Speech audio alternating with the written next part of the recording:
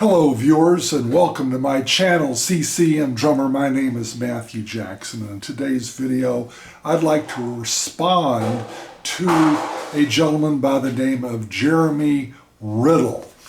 He is a, how can I say this? He's a musician. He writes praise music, has done a lot of praise albums.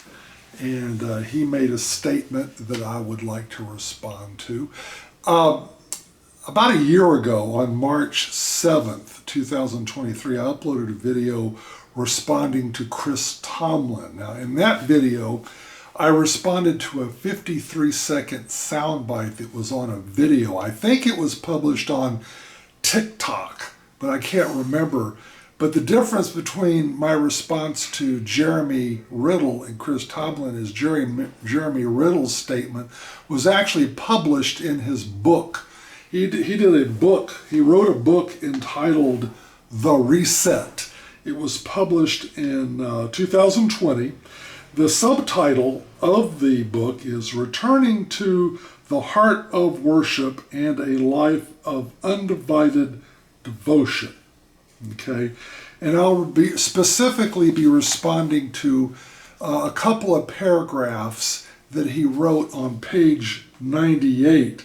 And the subsection in that chapter is the worship artist, and worship artist is in quotes.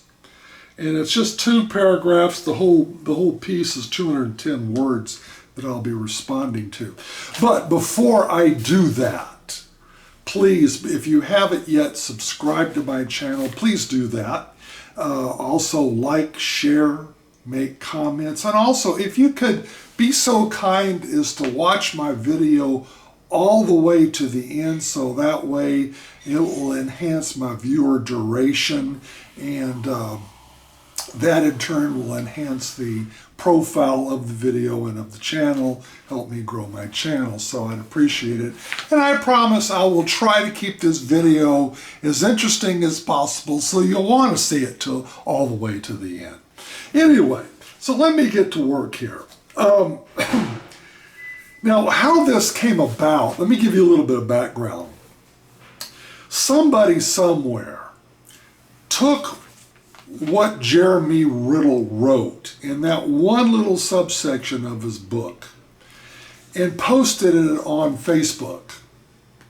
And then subsequently that kind of sort of went viral, because I saw that writing, that clip, that excerpt published about, of the Facebook friends that I have. I think I saw it 2 or 3 times. So finally I responded to the excerpt, and I finally read it and then responded. But let me go ahead and read to you the exact excerpt as written by Jeremy Riddle himself, and then I'll respond accordingly. Okay, it starts out by saying this: a troubling trend has been growing for some time in the worship industry.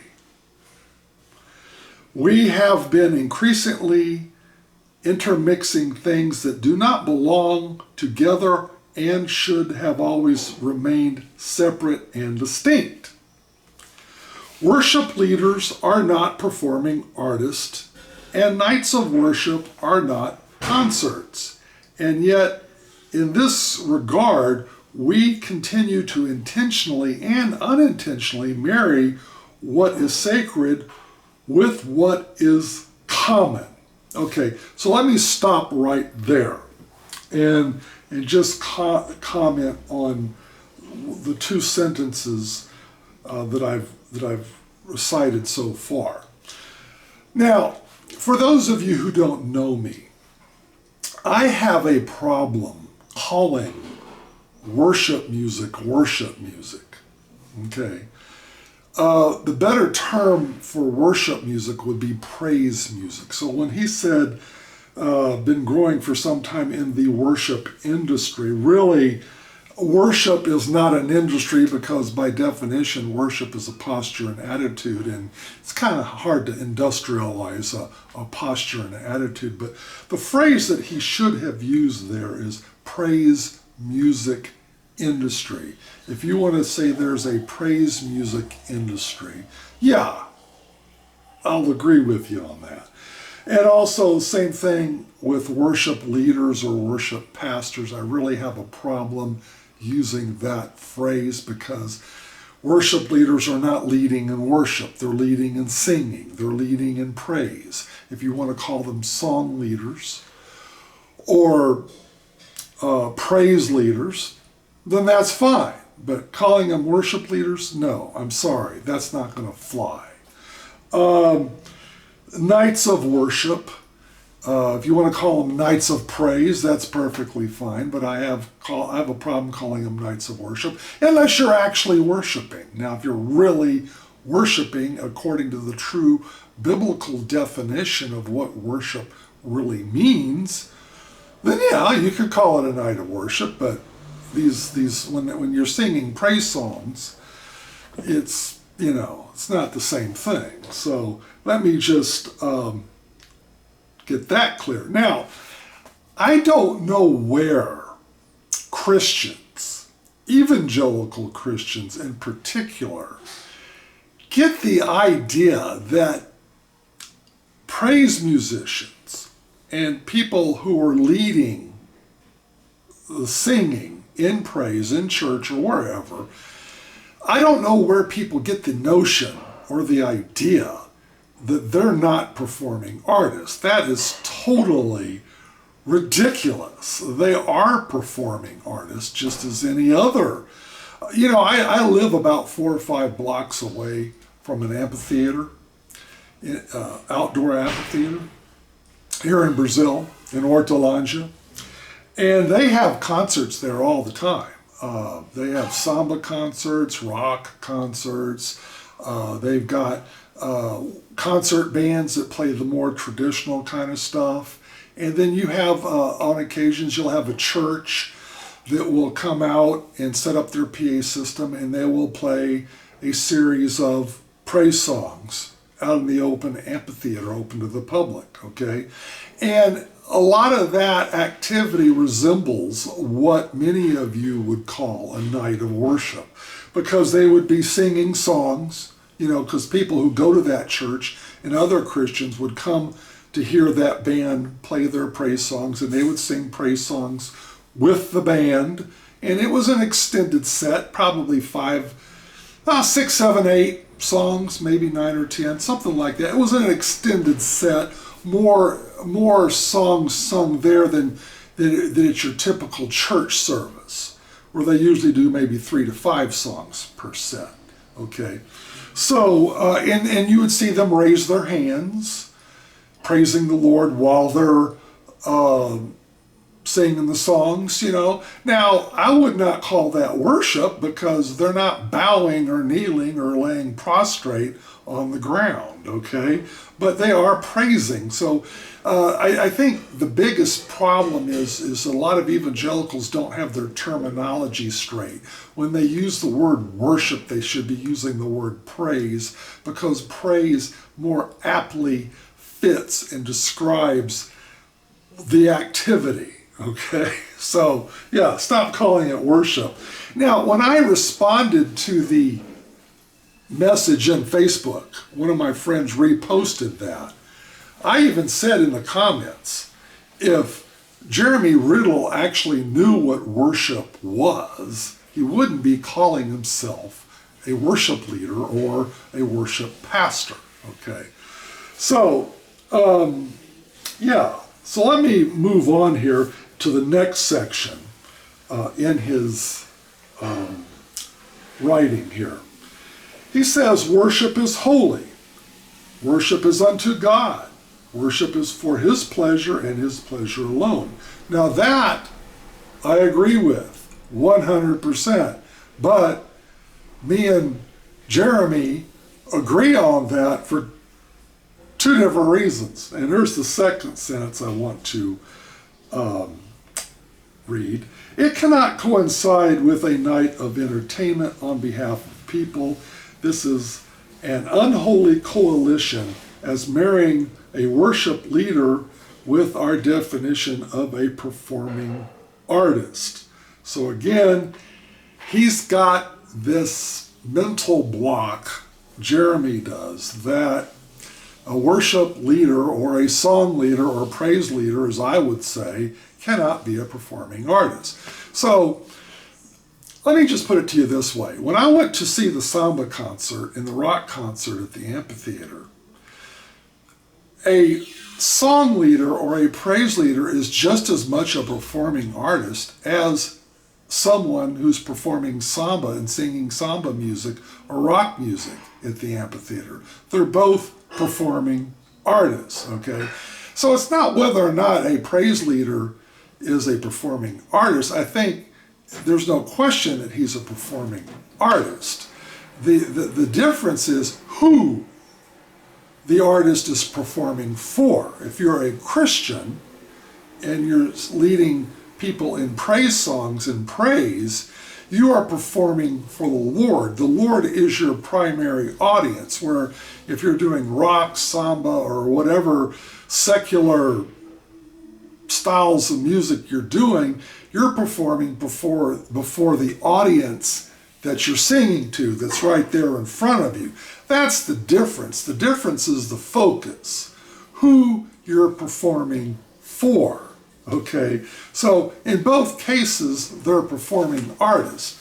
Now, I've taken a look at Jeremy Riddle's resume. He's been involved in at least 15, maybe 17 album projects. He did one called Beautiful Jesus that came out in 2003 by Recon Records. And then he did 4 with the Vineyard. I think some of the songs on Furious and maybe Full Attention did hit the charts, both Billboard and secular charts. Okay, he did. Wikipedia says that he did 9 albums with Bethel. I can only fact check 7 of those 9. The last 2, More and Moments Mighty Sound, I couldn't confirm that Jeremy Riddle was on those albums. But needless to say, after he left Bethel, he did 3 other albums independently on his own. So he's been involved in several albums, okay? Some of these albums did make the charts, did make Billboard, stuff like that. But if you look at Jeremy's awards, he won a Dove Award for Songwriter of the Year in 2011. He won 5 Dove Awards for Song of the Year. He had 5 songs that made Song of the Year that he won a Dove Award on. He was nominated for a Grammy for Best CCM Song. That was the song This Is Amazing Grace. This was back in 2016. So he's won 6 Dove Awards. He was nominated for a Grammy. And you're going to tell me that he's not a performing artist? Come on, give me a break. You're not going to be involved in 15 plus albums, win 6 Dove Awards, and get a Grammy nomination if you're not a good performer. So, yeah. Also, according to Wikiology, Jeremy Riddle has a net worth of $1.5 million, okay? According to Forbes and IMDb, that means Internet Movie Database, they say that his net worth ranges from $1 million to $5 million. So obviously the Lord has blessed Jeremy Riddle. Good on you, Jeremy. No problem. I don't envy you one bit. I rejoice with you in your wealth that you seemingly have accumulated by calling yourself a worship pastor or a worship leader singing songs for Bethel. Okay? That's great. But don't tell me that you're not a performer. Okay? Because if you didn't perform well, you wouldn't have achieved all this stuff. Awards, money, chart positions, all that. You would not have been able to achieve that had you not been a good performer and a very talented musician. So let me get back to, this is the next paragraph. If you're going to engage in leading the body and bride of Christ into worship, there he goes again, you are not a performer, you are a priest. Now, actually, I don't disagree with that, the part about being a priest, because in the Old Testament, the music was provided by the Levites. So providing music at a church service, you're operating in a Levitical capacity. So I don't have a problem identifying as a priest per se, because it is a priestly role. The only thing I would take issue with is just calling it worship if you're not worshiping. Next section. As worship leaders, we are entrusted with two of the most sacred things to the heart of God, his glory, his bride. To forget his burning zeal over either of these two things and become complacent, irrelevant, and irresponsible is to risk great judgment. Really? Is there a biblical text you would like to cite on that, Jeremy, that we would be risking judgment? Then the last sentence, our priestly assignment is far more glorious and sobering and weighting than that of any performing artist. We cannot afford to confuse the two. Actually, the way I would have phrased that is, our priestly assignment is far more glorious and sobering and weighty than any other kind of performing artist. So yes, our singing praise music, whether it's a night of praise, where it's an organized night of praise, or whether it's in your church, obviously the kind of music that we have is for a much higher calling. No problem. I agree with that. Okay. Than it is to entertain a bunch of pagans at a secular samba concert or reggae or rock or whatever. So yeah, on that I agree. But Jeremy, if you've got such a problem with the performance, entertainment, concert aspect of praise music, why don't you do what Church of Christ people do? They sing a cappella. They don't have instruments. So performance and entertainment is not an issue. Okay? I'm sure most of you are familiar with the Asbury revivals that took place about a year ago from February 8th to February 24th. You know what their music consisted of? Their instrumentation? They had an acoustic piano, acoustic guitar, and a cajon. That's it. They did not have a red hot praise band. If anybody proved that you don't need a red hot praise band to have a revival, it's the Asbury folks at Asbury University. Okay? Now they sang contemporary praise music. They might have even sang of some of Jeremy's songs at that revival. Probably did. But yeah, now at Asbury, there were moments where there were kids, Gen Zers, bowing and kneeling in the aisles. Okay, now that is worship. Now, can praise lead to worship? Sometimes it can happen, yeah. Jeremy, I've seen some of your videos on your YouTube channel. I saw one of your videos where you were performing with a praise band in an arena. And you had a full praise band playing behind you. If you really want to make it a night of worship, get rid of the instruments, said, okay, guys, let's worship. Put some cushions on the floor and let's bow in reverence to God. If you really want to have a night of worship, have a night of worship. But don't be calling it a night of worship if you're not bowing. Okay? So that's all I've got to say about that. So that is the conclusion of my response to Jeremy Riddle in the statement that he made in his book called The Reset. And I'm not criticizing his entire book. I haven't read his entire book. So I might agree with some things in his book for all I know. I haven't read it. I'm only responding to the excerpt that was republished on Facebook and reposted and kind of went viral. So anyway, that's the end of that.